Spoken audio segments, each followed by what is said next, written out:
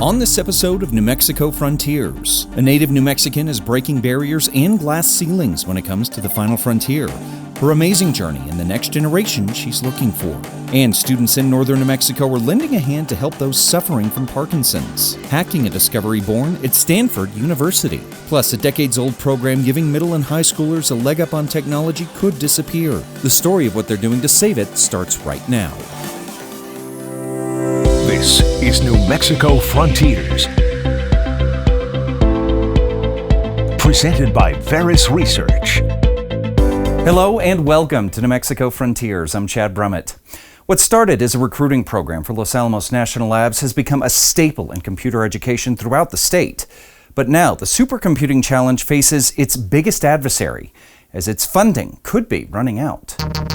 Technology is developing at a breakneck speed, and computer science is leading the revolution. Can you believe that just over 10 years ago, Apple released their first iPad, and Windows 10 wasn't even on the market?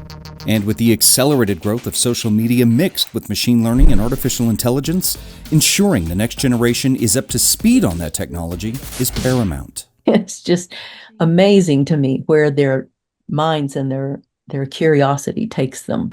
Karen Glennon has devoted the past 24 years of her life cultivating young tech minds through the Supercomputing Challenge. The program runs the full academic year, encouraging middle and high school students to solve real-world problems through computer technologies. For 34 years, the challenge has brought on 12,000 students from across the state, and the 2023-2024 challenge had more than 150 participants, with an increasing number of those students being girls. It was one of my 8th grade recruits from Jackson, and then she continued to come back to Jackson to do the challenge through her high school time. That student, Kyrene White, is now enrolled at UNM. I think it was really valuable, and I can really see those effects now in college, especially scientific document writing is easier to me. But that could soon be changing. We're going out and looking for support everywhere we can find it. Again, part of the question is, well, if we support you this year, you're still going to be around the year after. Is this an investment that's just going to terminate or not? And right now, we don't have an answer to that question. Members of the Supercomputing Challenge went before legislators in August to share why the challenge is so important. For years, the state helped fund the program through the labs and New Mexico Tech. However, that funding could disappear in 2025. And if it does, the Supercomputing Challenge could power down for good. I think it's really important to keep it going because a lot of people struggle in college, and I felt like I have not struggled as much because of the program. Not only does the Supercomputing Challenge train the next generation of technologists, with the growth of AI and machine learning and all of this now, this is so important to the future of this state and the country and of the students. It's also training the teachers, giving them state-of-the-art instruction through a 2-week summer institute, teaming them up with the experts in the labs before the challenge kicks off. I don't think that I have ever had a more intense and exhilarating and completely just fulfilling ability to be able to learn from others who are just like me, who had done all of the college that we'd done, but we're all part of the same thing. And it allowed me then to take back to my classroom. While the financial goals of certain stakeholders may have changed, the mission of the Supercomputing Challenge has not. They are still focused on training and recruitment, with the ultimate goal of keeping those brilliant minds of tomorrow working here in New Mexico, something that inspired the program's founder, former Lanel director Sig Heckler. Sig was looking forward and saying, we need to really start teaching kids in high school the skills that they're going to need to expand on in college so that when they get out of college, they can come and work for Los Alamos. And while institutions like Lanel, Sandia, and other research facilities will reap the rewards of well-trained employees down the line, educators like Glennon are seeing a return on their investment in real time.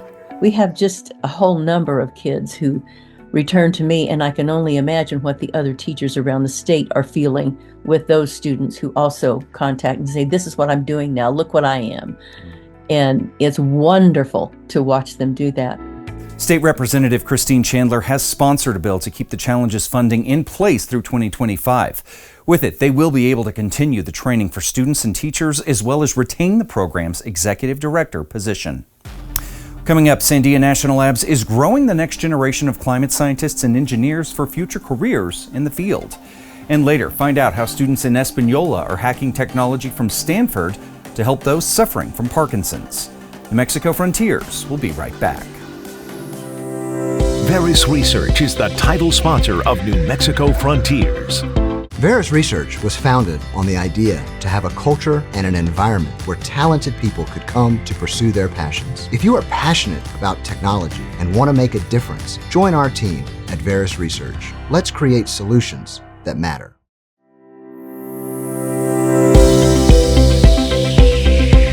Sandia National Labs offers a number of outreach programs designed to cultivate the next generation of scientists and engineers. And as we discovered over the summer, their latest campaign is seeking talent from New Mexico and across the nation to tackle the future of climate science. What you're looking at over here. Kylie Greiner is a third-year undergraduate at the University of Texas in Austin, There was an earthquake. studying geophysics. I've always really liked physics, and I've always knew I didn't want to do just physics, but something kind of adjacent to it. While attending a job fair, she heard about an internship program at Sandia National Labs in Albuquerque. Talked to some of the recruiters, they encouraged me to apply. The successful application brought the budding physicist to the high deserts of Albuquerque as part of Sandia's 4C program. 4C stands for Future of Research for Climate, Earth, and Energy, an internship program co-developed by Kyle Jones, manager of the geophysics department at Sandia. I was hoping to inspire them to want to be a part of Sandia and do the research that they do for a longer period of time. According to Sandia, the program hosts around 75 in-person interns and 75 remote participants in a comprehensive and immersive dive into the work happening at the labs, an opportunity most folks don't have. While enrolled, they'll work alongside Sandia researchers, scientists, and engineers on a variety of topics related to earth science, climate change, and other topics related to the field. Some students participate during the summer. Some of those are year-round students that work with us all the time. About half are brand new first-year summer interns. As a national lab, Sandia is interested in bringing students from all across the country and from all walks of life to the table. And according to Jones, this summer saw nearly 50 students from UNM, 6 from New Mexico Tech, 6 from New Mexico State University, with the remaining 80-plus interns from across the country and Puerto Rico. Throw a dart and you'll probably get a student there. I've got to see a lot of things that I've never seen before. And I've gotten to meet a lot of new people that do a lot of different things than I do to learn about all different kinds of research. 4C's goal, according to Jones, is to reach students like Kylie before they make professional decisions about their path after graduation, hoping that their talents and passion for work will find a home at Sandia. I think more importantly than anything else, our students are the most important part of the future of this institution, future of the research for this country. And the earlier that we get them started and hooked on the work that we do here, I believe the longer they're going to wind up staying. Some of the missions supported by 4C include advanced science and technology, energy and homeland security, and nuclear deterrence, just to name a few. After the break, we are meeting a UNM alumna who is paying her opportunities in space science forward with an inaugural cohort of young visionaries. And later, a Mesa Club in northern New Mexico is helping those suffering from Parkinson's with a breakthrough discovery straight out of Stanford. New Space is the proud aerospace sponsor of New Mexico Frontiers. New Space New Mexico is now New Space Nexus. We bring together the people and technology leaders to unite and ignite, driving space innovation to new plateaus for the nation and the world. New Space Nexus is the proud aerospace sponsor of New Mexico Frontiers.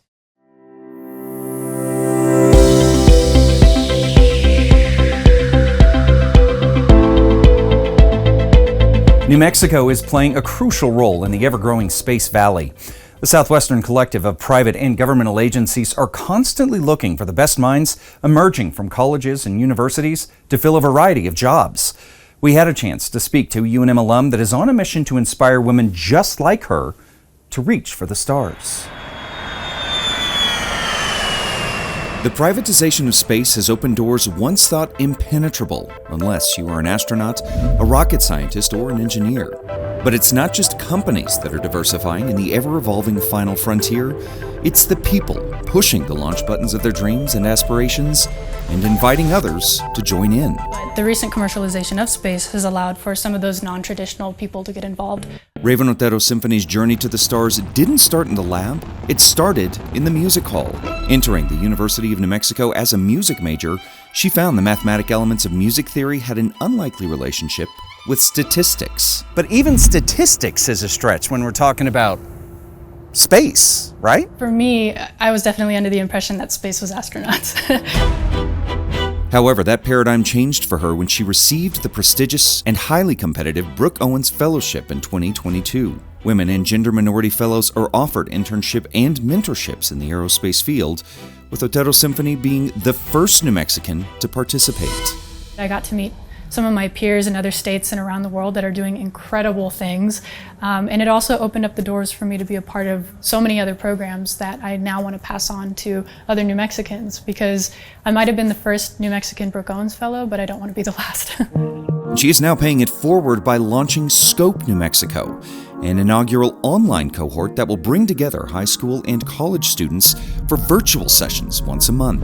When I got on the scene about a year and a half ago, I wasn't seeing a lot of activity in terms of student involvement, and so Scope New Mexico is one of those ways I'm trying to address that, because space industry at large is challenged with the talent pool, and students are ripe for that. Otero Symphony says that the idea of space being strictly for NASA and for astronauts is changing. And while they are still a critical component to the space equation, there are a lot more factors in today's orbit. It's also everything from telecommunications to infrastructure, right? From your phone, the way you get your GPS, to even the origin of athletic shoes, to the way we grow our food, how we design our cities, our transportation, those all have heavy dependence on space. And to fill the gap, she is looking for all walks of life, especially girls like her, that grew up in the backyards of Albuquerque gazing up at the stars. I'm a proud Neo-Mexicana. I have really strong family roots here, and when I see a need, I feel compelled to help address it in any way that I can.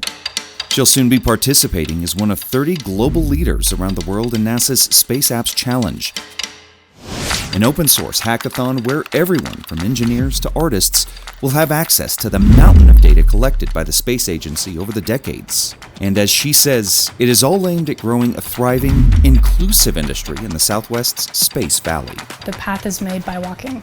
As I get older, it starts to become more of a reality check for me that nobody has the answer, and that can be scary at times, but it's also very freeing to experiment and allow yourself to grow and test different parts of yourself and the world around you.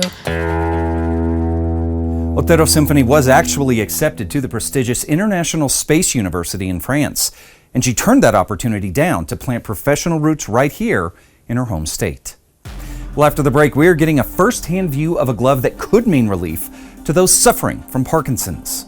New Mexico Frontiers will be right back.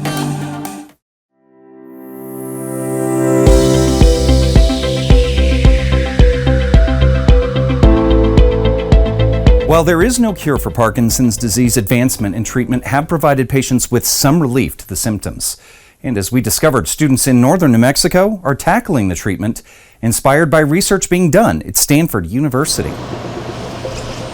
It's a big day for Santa Fe resident Eduardo Zambrano. Look who's here! He's here at Northern New Mexico College waiting for a potentially life-changing technology. The team is ready for you, man. Developed by the most unlikely of engineers. I was walking into my physical therapy room and I was bent over my head was almost touching the ground. I was bent over at the waist, and the physical therapist said, "Ed, look at you, you look like an old man." And I looked at myself and my head was almost touching the ground. Eduardo was diagnosed with Parkinson's disease about 10 years ago. As he says, it began to present itself with a stooped posture and rigid muscles, just two of the numerous symptoms caused by the disease. A common cold has 3 symptoms. Fever, runny nose, aches and pains. Parkinson's is 22. Those include changes in speech and writing, difficulty in blinking, smiling, or walking, as well as slowed movement and one of the most common symptoms, tremors. Parkinson's is a disease of the brain. Cells that deliver dopamine to motor control circuits have died, and the motor control circuits are now in kind of free reign. Dr. Steve Cox is an associate professor of engineering at the college who has worked closely with faculty at Espanola Valley High School and students with their MESA program. About a year and a half ago, a colleague whose husband was diagnosed with Parkinson's came to Dr. Cox with a question after seeing a story on the Today Show about an experimental glove developed at Stanford University. He said, Steve, do you think you and your students could hack this glove? Could you build one of these things? And so we accepted that as a challenge. Since then, students from Espanola Valley High have been working side by side with undergraduate students in engineering, some of whom have had internships at Los Alamos National Labs. Getting the experience to go to different places, meet different people, especially like Ed, seeing how like energetic and hopeful he is, it's really cool.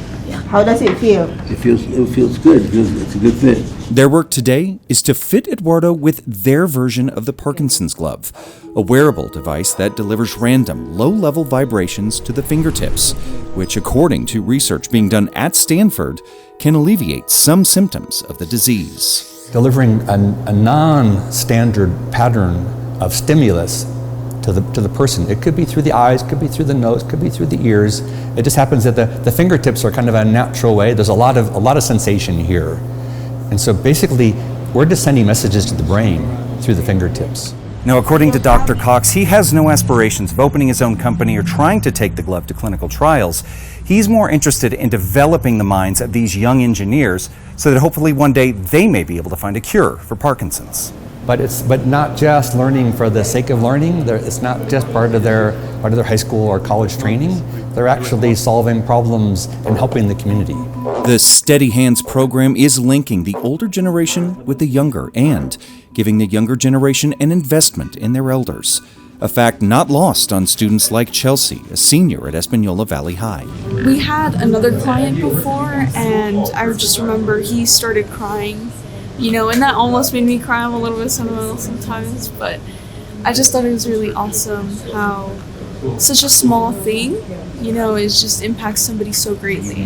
How's it feel? You have good contact? It's good contact. After dozens of prototypes soldered and stitched together with care, Much better. Eduardo has his new set of gloves. Can you use the wheelchair? And hopefully a newfound, albeit temporary relief from the debilitating disease. It means a lot that they are interested enough in my plight that they're willing to go through this, coming here in their spare time, I'm sure, and doing this, trying it. I'm thrilled. If I can even get rid of one of the symptoms, it'd be great. Steady Hands has gone on to win numerous awards for their work, including one of the coveted Governor STEM Challenge Awards earlier this year. Well, that's going to do it for this episode of New Mexico Frontiers. For a full recap and other stories, just head over to krqe.com. Thanks for joining us.